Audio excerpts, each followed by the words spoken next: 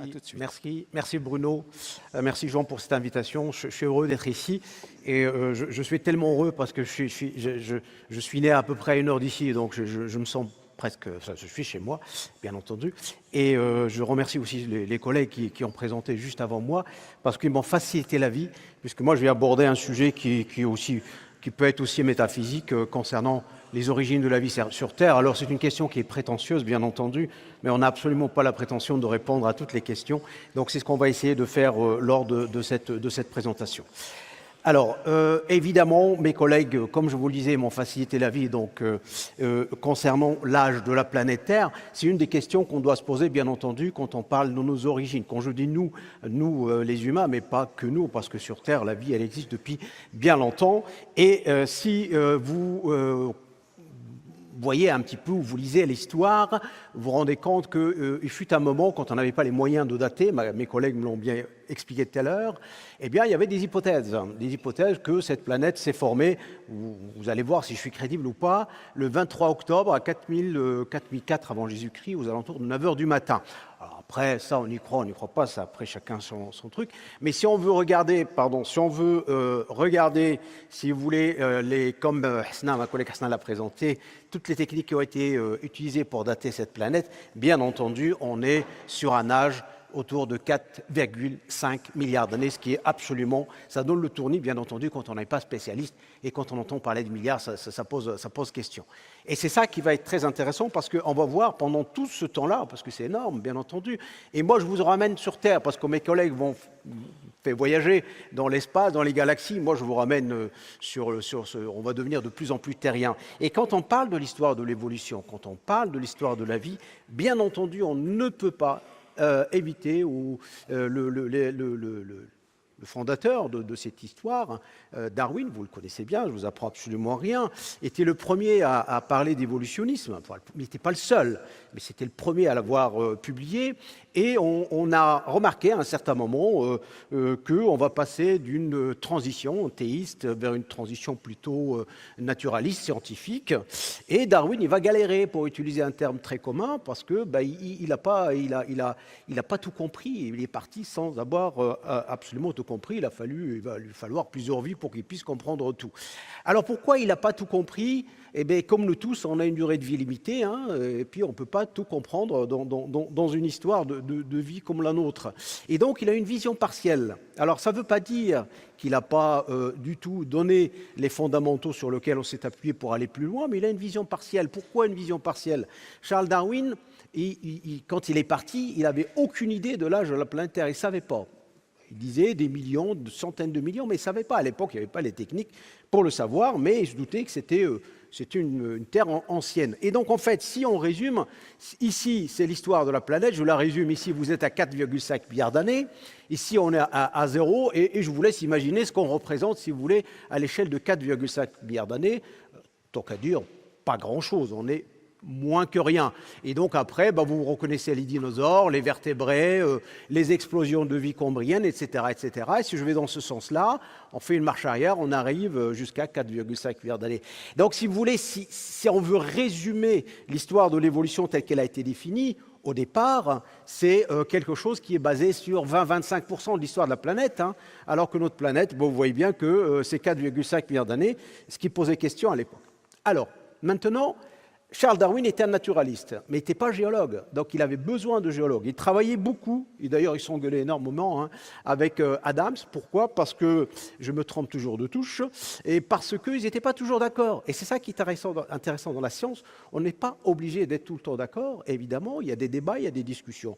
Mais ils arrivaient à des conclusions, et une des questions qui se posait pour eux est très importante, mais pourquoi on ne voit rien dans les couches qui sont très anciennes ? Comme je vous disais tout à l'heure, ils sont basés sur une période de temps qui était limitée, et cette période de temps, écoutez, ça ne représente pas l'ensemble de l'histoire de la planète Terre, donc c'est une question qui est restée absolument ouverte pendant très très longtemps. Alors maintenant, ils ont donné un nom à cet ensemble de temps géologique où la vie pour eux était abstraite, ça s'appelle le vide précambrien. Pourquoi ?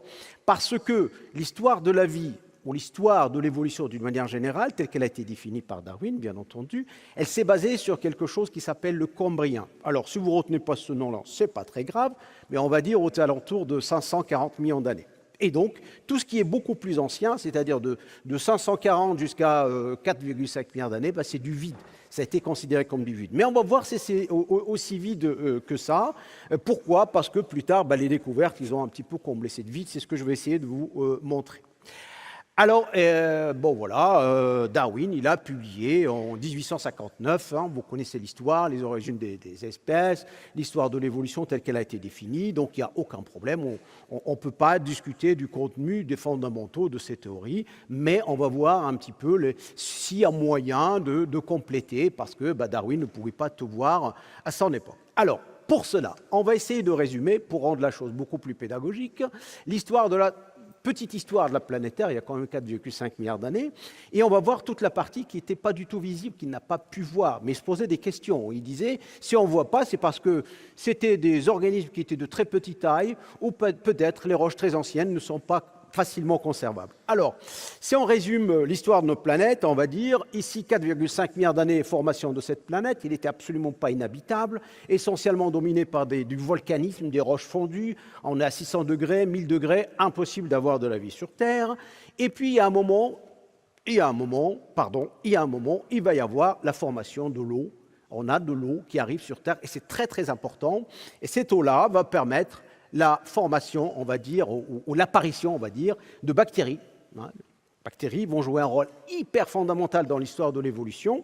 Et puis, parmi les événements les plus importants dans l'histoire de la planète, c'est l'histoire de la grande glaciation que la Terre va connaître aux alentours de 2,5 milliards d'années, Terre boule de neige, on l'appelle comme ça. Hein.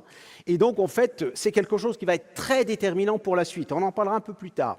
Deuxième glaciation, pour simplifier, elle va y avoir une deuxième aux alentours de 700 milliards d'années. Ça s'appelle la glaciation cryogénienne. Il est enregistré au Maroc également, donc il n'y a aucun souci. Donc on a une première glaciation autour de 2,5 milliards d'années, une seconde glaciation autour de 700 milliards d'années, et on va voir qu'il y a beaucoup de choses qui vont se produire avant et après de chaque glaciation, parce que ça va complètement façonner les écosystèmes. Donc on arrive sur cette période-là, qui est la période, on va dire, édiacarienne, autour de 600 millions d'années. Il y a un événement très important également qui va se produire, et on va continuer jusqu'à l'explosion cambrienne. Et je vais m'arrêter là, parce qu'après, l'histoire, elle a été bien décrite par Darwin. Mais moi, ce qui m'intéresse, c'est la période que j'appelle sous les pieds de Darwin, c'est-à-dire toute la partie qui n'a pas été observée par Darwin. Alors maintenant, on va aller voir cette biosphère ancienne, parce que quand on parle de l'histoire de la vie sur Terre, il faut qu'on s'intéresse, et surtout la partie qui n'a pas été visible, qu'on s'intéresse aux périodes les plus anciennes. Donc cette biosphère, on va faire défiler toujours le fameux diagramme qui représente un petit peu l'histoire de la biosphère, de la géosphère.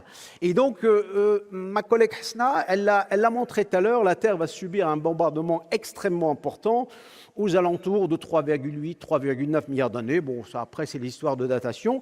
Et c'est peut-être à ce moment-là, parce que les collègues l'ont bien expliqué, c'est peut-être à ce moment-là, on va entrer dans une période de chimie prébiotique, c'est-à-dire on va commencer à voir, on a peut-être une origine extraterrestre, hein, du carbone, de l'hydrogène, du silicium, de l'azote, tout ce que vous voulez, on commence à voir une espèce de chimie qui va se mettre en place pour faire les premières briques élémentaires du vivant. Donc ça, c'est quelque chose d'extrêmement capital, et ça, c'est très probablement lié à ce bombardement massif que la Terre va subir aux alentours de 3,8 ou 3,9 milliards d'années.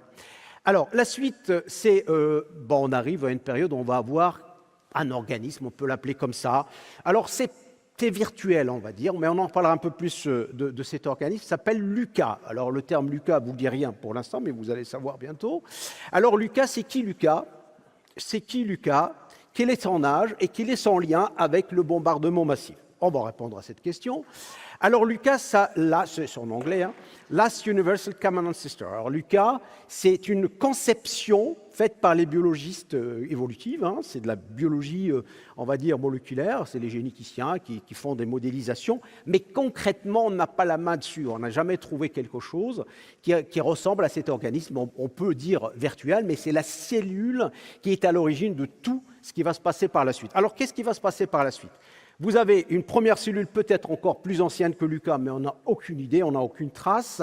Et vous avez Lucas, et Lucas, il va jouer un rôle très important parce qu'il va être à l'origine des trois lignées que vous voyez ici, les bactéries, les archées et les eucaryotes. Nous ne sommes pas des bactéries, nous ne sommes pas des archées, mais nous sommes des eucaryotes. Alors, c'est ces trois-là qui vont jouer un rôle très important dans l'histoire de la vie sur Terre par la suite. Alors, J'ouvre cette parenthèse sur Lucas parce que c'est important. Lucas, ça en parle peu. Et pourtant, Lucas, il n'existe pas.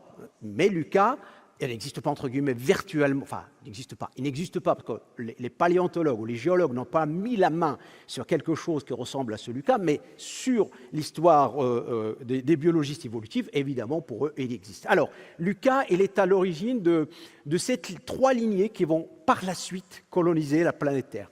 Et donc voilà, ces lignées, je vais vous expliquer, c'est les bactéries, les archées, les eucaryotes.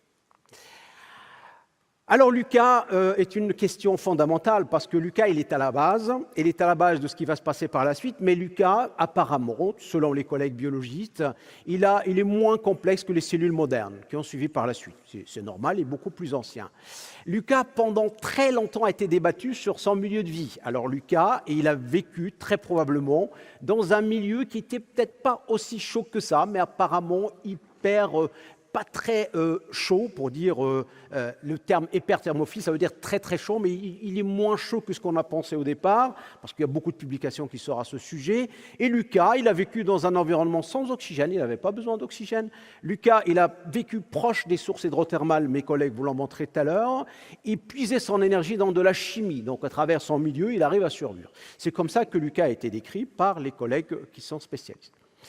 Alors maintenant, on va passer après Lucas, on va voir ce qui se passe. Et bien, les premières traces de vie. Là, ça y est, on est sorti du virtuel, on est sorti de la chimie prébiotique et on va entrer dans le concret. Et le concret, ce sont les premières bactéries qui ont été découvertes aux alentours de 3,5, 3,6 milliards d'années. Sur les datations, il y a débat, il y a discussion, mais on est dans ces zones-là.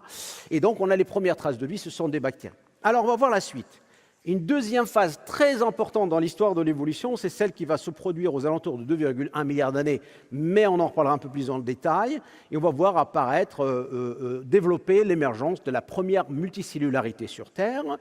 Une deuxième va se produire aux alentours de 700 millions d'années. Rappelez-vous, tout à l'heure, on a évoqué des glaciations, donc c'est juste pour vous rafraîchir la mémoire, et c'est en Australie où les premières découvertes ont été faites. Et puis, on arrive vers la partie qui va nous donner cette explosion de vie, ça s'appelle l'explosion cambrienne. Et je me suis permis de vous mettre ici un trilobite, et c'est en plus un trilobite qui a été trouvé au Maroc, et on en parlera un tout petit peu plus dans le détail par la suite. Alors maintenant, la question fondamentale que les géologues, les géobiologistes se posent, quand on veut établir une histoire de la vie, une histoire de l'évolution, on a besoin d'un registre fossile de très bon état et en bon état de conservation. Ça, c'est fondamental. Lucas, tout à l'heure, on a dit que c'est quelque chose de virtuel, c'est une conception, mais on n'a pas de concret. Là, on a besoin de concret. Et le concret, c'est ce qu'on trouve sur le terrain. Donc, Burgess, c'est un site dans les Rocheuses canadiennes, et c'est là où ils ont découvert des magnifiques, on va dire, fossiles, et on arrive à observer le passage. On a une révolution biologique, il faut le dire, par rapport à avant, bien entendu, on est à 540 millions d'années, donc ça a commencé à évoluer vers quelque chose d'extrêmement dynamique, d'extrêmement pélagique, et on voit ce magnifique reconstitution d'un Anomalocaris, et vous voyez bien, c'est quelque chose d'extrêmement évolué, et quand vous avez ce genre de choses, bien entendu, que vous soyez un darwinien ou pas un darwinien, vous dites, ah là j'ai quelque chose de très bien conservé, je veux m'appuyer là-dessus, ça sera peut-être le point zéro pour la suite. Après, on verra si le point zéro il se situe là ou beaucoup plus bas. Alors les Rocheuses, ils ont trouvé énormément de choses, vous avez ici les marais là, vous voyez, ça vraiment commence à prendre des formes extrêmement évoluées. Et puis, on voit aussi au Maroc, donc j'ouvre une petite parenthèse, on est au Maroc, c'est tout à fait normal, une très belle conservation. Alors, ce que je vous montre ici, on les appelle des trilobites, ce sont des arthropodes. Pour faire simple, pour les gens qui ne connaissent pas, ça ressemble à des crevettes, mais ça n'en est pas. Mais c'est juste pour vous donner une petite idée. Et ce que vous voyez là, c'est quelque chose qui a été découvert à iTube. C'est un travail qui a été en coopération avec l'Université Qada'iyad et d'autres universités étrangères, avec l'Université de Poitiers, qui ont été conservés grâce à des cendres volcaniques. Et ces cendres volcaniques, ils ont permis un piégeage rapide, et du coup, on a figé en 3D quelque chose qui a vécu aux alentours de 515 millions d'années. Et quand vous avez une image 3D à 515 millions d'années, ah ben alors là, vous êtes content parce que vous allez pouvoir faire du détail. Et c'est exactement ce qu'on a fait. Donc, ce que vous voyez ici, c'est les cendres volcaniques, c'est comme Pompéi, et c'est pour ça qu'on l'appelait Pompéi. Les cendres sont tombées dans l'eau de mer, ils ont figé tout ça. Et vous voyez, on a des détails, y compris, on voit ici des petites coquilles qui sont fixées sur la carapace de cet organisme qui doit faire aux alentours de 3 cm. C'est pas très grand, mais c'est en excellent état de conservation. Alors ici, par la suite, si je dois appuyer sur quoi? Je dois appuyer sur voilà, et ça tourne. Ce que vous voyez là, c'est une animation 3D de ces fossiles qui ont été découverts au Maroc. Et ces fossiles-là ont une conservation tellement importante qu'on arrive même à voir le tube digestif, on arrive à voir l'emplacement du cerveau, on arrive à voir les petites nageoires, on arrive à voir tous les détails qui vont nous permettre de fixer tous les critères. Alors les paléobiologistes et les paléontologues sont ravis quand on... Vous voyez, par exemple, ça c'est le tube digestif. Vous vous rendez compte, quand vous avez un tube digestif qui date de 515 millions d'années, vous êtes très content. Et puis, vous allez voir d'autres détails pour voir un petit peu comment ça évolue tout ça dans le temps. Eh ben alors, c'est une fierté, enfin, que pour tout le monde, pour le Maroc essentiellement et pour son patrimoine. Ça a fait la couverture de Science en 2024, et ça, c'est vraiment quelque chose qui va permettre au patrimoine géologique marocain d'entrer dans une phase, j'allais dire, au moins de prise de conscience pour la protection de ce patrimoine. Alors maintenant, on va voir et on va mettre le pied dans l'histoire du passage de l'uni au pluricellulaire. N'oubliez pas que Lucas, c'est une cellule. Et puis, à un moment ou à un autre, il faut qu'on passe d'une cellule à plusieurs cellules, c'est-à-dire arriver à quelque chose de beaucoup plus complexe. Et ça, c'est important, on va voir l'état de l'art. L'état de l'art reprend d'une manière assez simple ce que je disais tout à l'heure. 3,8, on a Lucas. Les premières traces, c'est les bactéries. Vous voyez bien que je ne vais pas évoquer le Gabon par là, parce que ça, c'est une histoire qui va arriver par la suite.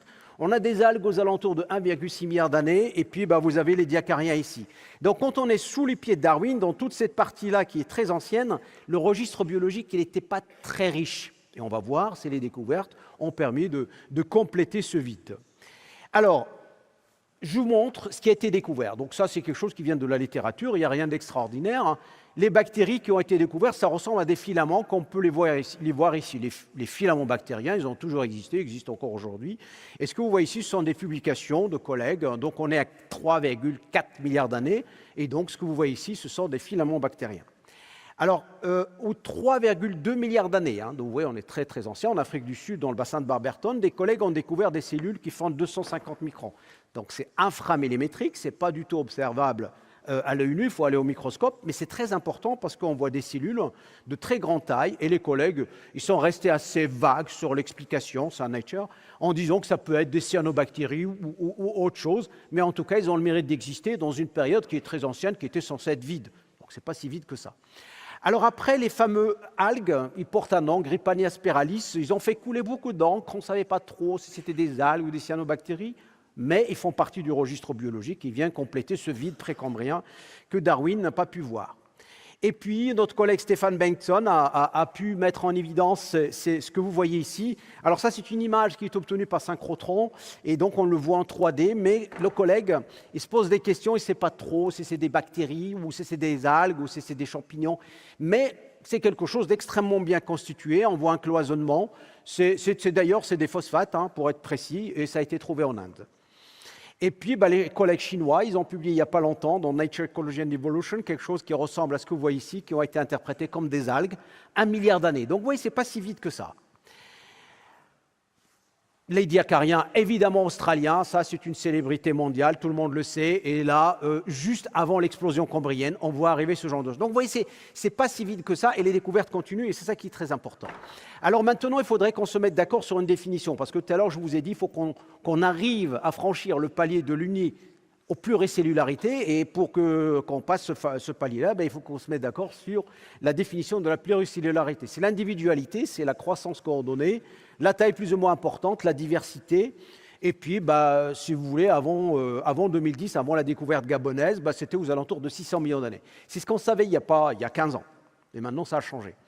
Alors, le Gabon, on y arrive. Le Gabon fait partie des chantiers extraordinaires sur lesquels on travaille depuis plus d'une quinzaine d'années, et qui nous offrent une fenêtre exceptionnelle sur l'histoire de la vie sur Terre, et surtout une fenêtre qui est vraiment cruciale parce qu'on est à 2,1 milliards d'années, et donc cette période-là, elle était, il n'y a pas longtemps, il n'y avait pas grand-chose d'observable. Le Gabon, pour ceux qui ne savent pas, la marge ouest africaine, on est sur l'équateur, le bassin sur lequel on travaille, il se trouve ici, C'est le bassin de Franceville, il est dans le sud-est du Gabon, il est à peu près à 600 km de Libreville. Et c'est un bassin qui est très très très grand, on est à 35 000 km² et qui est daté de 2,1 milliards d'années. Alors maintenant, pourquoi cette période est très intéressante? Elle est intéressante pour plusieurs raisons. Cette période-là, les anglo-saxons l'appellent Middle Age of Earth parce qu'entre 4,5 milliards d'années, aujourd'hui, on est aux alentours de la moitié, on va dire. Après, le Gabon est le seul endroit au monde où on a des roches qui ne sont pas transformées. Et ça, c'est vraiment exceptionnel. Quand on travaille sur l'histoire de la vie ou l'histoire de l'évolution, c'est vraiment important d'avoir des roches bien conservées. Et puis, c'est une période cruciale pour un élément fondamental pour le vivant, c'est l'oxygène. C'est à ce moment-là, on va avoir le premier pic d'oxygène dans l'atmosphère, et ça va être déterminant pour l'histoire de la vie sur Terre. Alors, ça intéresse aussi les miniers. Bon, ben voilà, si vous êtes intéressé par le manganèse, ou par le fer, ou par l'uranium, vous pouvez aller... Et puis aussi, ce pays est très important, parce que c'est le seul endroit au monde où vous avez de l'uranium qui a fonctionné comme un réacteur nucléaire naturel dans une centrale nucléaire. Mais ça, c'est un autre débat, et vous trouverez plein de littérature là-dessus. Donc, il y a plusieurs raisons pour s'intéresser à ce bassin. Et puis nous, on a travaillé dans une carrière, donc on est plus terre à terre. Tout à l'heure, on était dans les galaxies et dans l'espace, et là, on est sur Terre. Et c'est une carrière dans laquelle on va trouver les roches que vous voyez ici, c'est des grès, c'est du sable consolidé, et juste au-dessus, c'est de l'argile, et il fait chaud. Le Gabon, il fait chaud, c'est un pays équatorial, hein. Et donc, il faut nettoyer. Quand on arrive, la roche, elle a souffert, et donc on nettoie, et puis vous voyez bien que le taux d'humidité, il est très important, et l'objectif, c'est d'arriver à ça. Arrivé à ça, ce sont des couches, c'est un livre, on va dire, que vous ouvrez et puis vous trouverez des choses ou pas.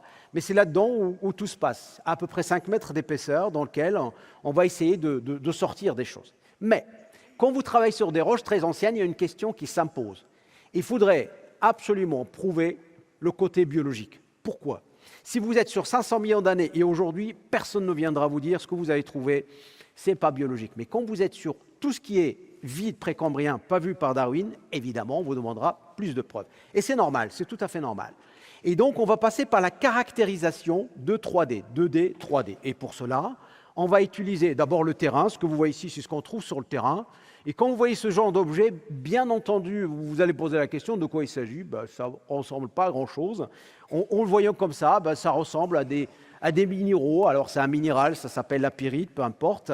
Eh bien, l'avantage, si vous voulez, de ce minéral-là, c'est qu'il nous permet, quand on le met dans une machine qu'on appelle la microtomographie, c'est cette machine qui pèse 5 tonnes, c'est comme un scanner médical chez le médecin, et puis il va vous envoyer des rayons X, et on va voir votre cœur, votre cerveau, votre foie, et c'est exactement la même chose. Et donc, en fait, grâce à ce tomographe, on a pu voir des détails qui n'étaient absolument pas visibles à l'œil nu. C'est pour ça que les développements technologiques ont permis de combler ce vide précambrien. Et ce que vous voyez ici, par exemple, c'est la photo terrain, transparence, niveau de gris 3D. Vous pouvez faire ce que vous voulez. C'est une méthode non invasive. On peut couper dans tous les sens, on peut changer les couleurs, mais l'avantage, c'est que vous voyez des détails absolument pas visibles à l'œil nu. Et ça permet d'avoir une caractérisation beaucoup plus précise. Alors voilà, par exemple ici, tout simplement, c'est un organisme qui fait à peu près 5-6 cm. On l'a en 3D, on peut la voir ici en transparence. Donc tout ça pour dire que, évidemment, le développement technologique a permis de faciliter les choses pour les caractérisations. Et si c'est une vue, on n'a pas le temps, mais ici, ce que vous voyez, c'est l'empreinte contre empreinte. Donc, quand on travaille sur le terrain, c'est hyper important pour nous de bien observer les choses. Et vous voyez, les géologues, quand on voit ce genre de choses, évidemment, ça nous permet de dire ce n'est que le biologique qui pourrait faire ce genre de manifestation. Mais le fait de le dire, ce n'est pas suffisant. Il faut faire des analyses. On en a fait beaucoup. Alors, ce que vous voyez ici, je vais vous la montrer quand même, c'est une animation 3D qui va vous permettre d'extraire, en fait, ce qu'on appelle une segmentation. On va essayer de sortir le spécimen de sa gangue et on va le couper dans tous les sens, virtuellement, bien entendu. Donc, c'est un spécimen qui a eu la chance de faire la couverture de Nature en 2010. Et vous voyez, là, on est en train de le tourner, on ne le tourne pas et on ne le met pas comme ça, histoire de faire joli. L'objectif, c'est de voir le détail. Ce que vous voyez sur les bords, ça porte un nom, ça s'appelle la fabrique radiale. Cette fabrique radiale, on peut la confondre avec de la fracturation. Ce n'est pas impossible. Mais quand vous voyez la position, le positionnement de cette fabrique radiale tout le long de la bordure, et vous la suivez à l'intérieur, et qui s'arrête quelque part aux alentours de cette partie plissée, c'est formidable. En plus, vous pouvez couper dans tous les sens. Et ça, c'est quelque chose qu'on ne pouvait pas faire auparavant. Voilà, donc ça, on peut comprendre, j'allais dire, revenir jusqu'à Darwin, c'est un peu lointain, mais on peut comprendre le fait qu'avant, on n'avait pas suffisamment de techniques pour caractériser les objets biologiques.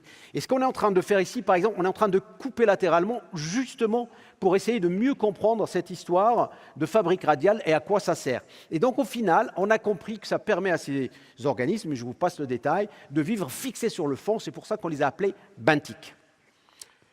Donc là, on rentre dans la diversité. Il n'y a pas que ce que je vous ai montré auparavant. Vous pouvez avoir des organismes qui sont, on va dire, une texture médusaire. À cette époque-là, il n'y avait pas de test, il n'y avait pas de coquilles. On était sur des corps mous. Et vous voyez bien qu'ici, on a une partie d'homme et à l'extérieur, vous avez une partie qui, en fabrique radiale, ça ressemble beaucoup à des choses que vous connaissez dans la nature actuellement, mais il ne faut pas faire de comparaison abusive non plus. Et vous voyez des organismes qui font 18 cm, avec une partie qui est lobée, une partie qui est allongée. Donc attention, 2,1 milliards d'années, je vous rappelle juste qu'il n'y a pas, avant 15 ans, il n'y avait absolument rien de biologique là-dedans. Ici, c'est une image de microtomographie qui vous permet de voir le détail et répondre à la question de la biogénicité. Maintenant, dans le même site, sur le même site et au même endroit, on a trouvé des organismes plutôt planctoniques. Comme vous le voyez ici, par exemple, ça fait à peu près 2 cm à 3 cm, 2 cm et demi à 3 cm. Ces organismes, on a pu les étudier dans tous les sens. On a travaillé avec Francis Albaret, Bruno, toi tu le connais bien, et on a fait des isotopies, on a fait tout un tas de trucs. Je vais vous épargner tout ça, mais je reste sur la morphologie. Et vous voyez bien, quand on a une morphologie 3D, on voit ce détail qui est impossible à voir à l'œil nu. Donc ça ressemble à des soucoupes volantes, voilà, pour faire simple. Et si on coupe, on voit bien que ce sont des enveloppes. Et ces organismes nous ont permis de mettre la main sur la question fondamentale, à savoir sont des eucaryotes ou prokaryotes. Donc on a fait des analyses isotopiques de zinc. Je vous passe le détail, c'est déjà publié. Et on a pu montrer que grâce au zinc, on arrive à séparer, à distinguer entre ce qui est bactéries, prokaryotes, de ce qui est eucaryotes, cellules avec noyau et des organismes comme nous tous. Alors voilà, donc ça c'est une reconstitution 3D qui permet de les positionner dans leur environnement, donc ça ressemble à ces petites soucoupes-là, et quand ça meurt, bah, ça tombe sur des tapis bactériens, ça tombe dans différents contextes, c'est vraiment du planctonique. Et on a trouvé aussi des micro-organismes, des algues ou des cyanobactéries de très petite taille, donc on est sur du micro, enfin absolument pas visible à l'œil nu, on est aux alentours de 40 microns, et on a également trouvé des choses qui sont de forme absolument invraisemblable, je vais vous les montrer, et comme ça. Voilà, vous avez des formes allongées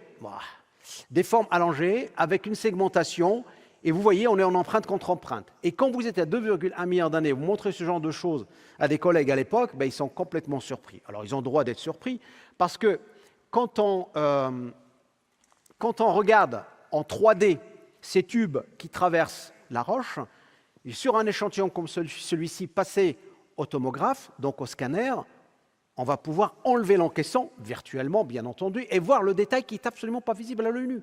Et c'est ça qui est extrêmement important. Alors qu'est-ce qu'on voit, à notre grande surprise, parce qu'on ne le voyait pas? Eh bien, on voit ces tubes-là, donc ça traverse, et on voit ces niveaux que vous voyez ici au jaunâtre, ce sont des tapis bactériens.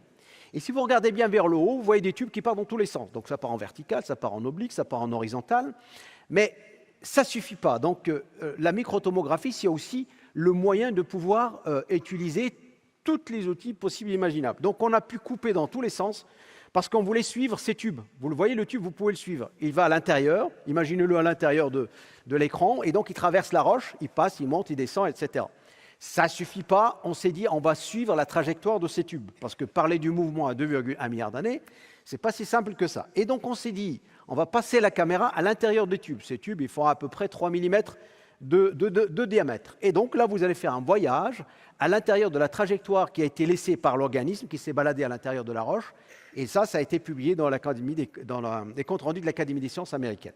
Et donc, vous êtes à la fois à l'intérieur de la trajectoire, mais en même temps, vous voyez l'environnement extérieur.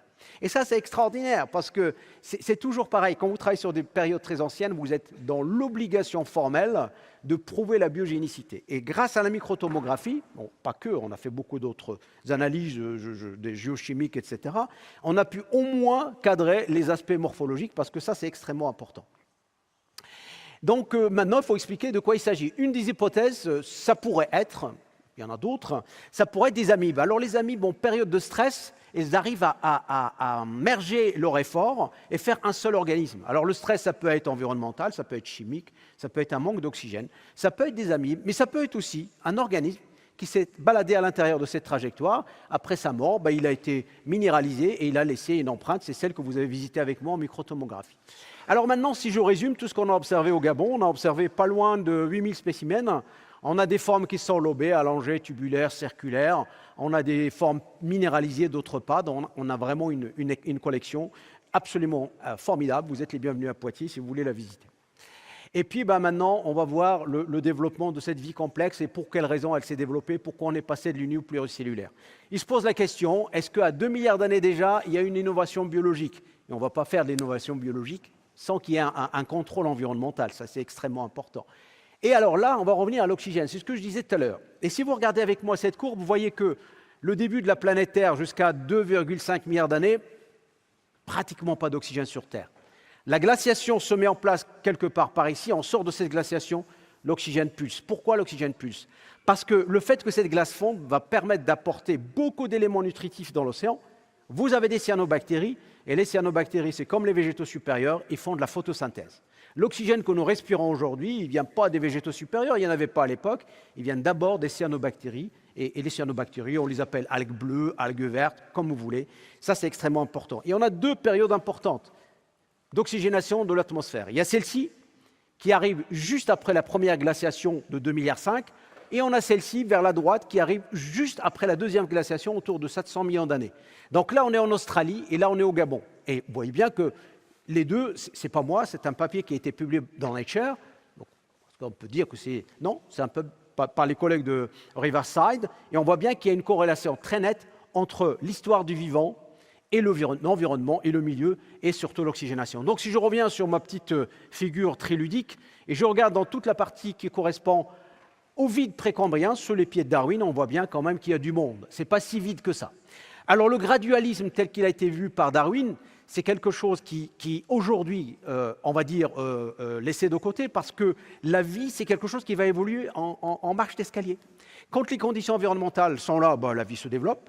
Quand il y a une crise biologique, ils ont montré, mes collègues tout à l'heure, des périodes où on peut prendre une météorite à la limite crétacé-tertiaire et on peut faire disparaître 70-80% d'espèces sur Terre, et à ce moment-là, la vie pourrait disparaître. Donc c'est une vieille biodiversité, ça vient compléter la période que Darwin n'a pas pu voir, ça permet de dire aussi que c'est un travail d'équipe, je ne suis absolument pas seul et je remercie l'équipe, des jeunes, des moins jeunes, et puis merci pour votre attention.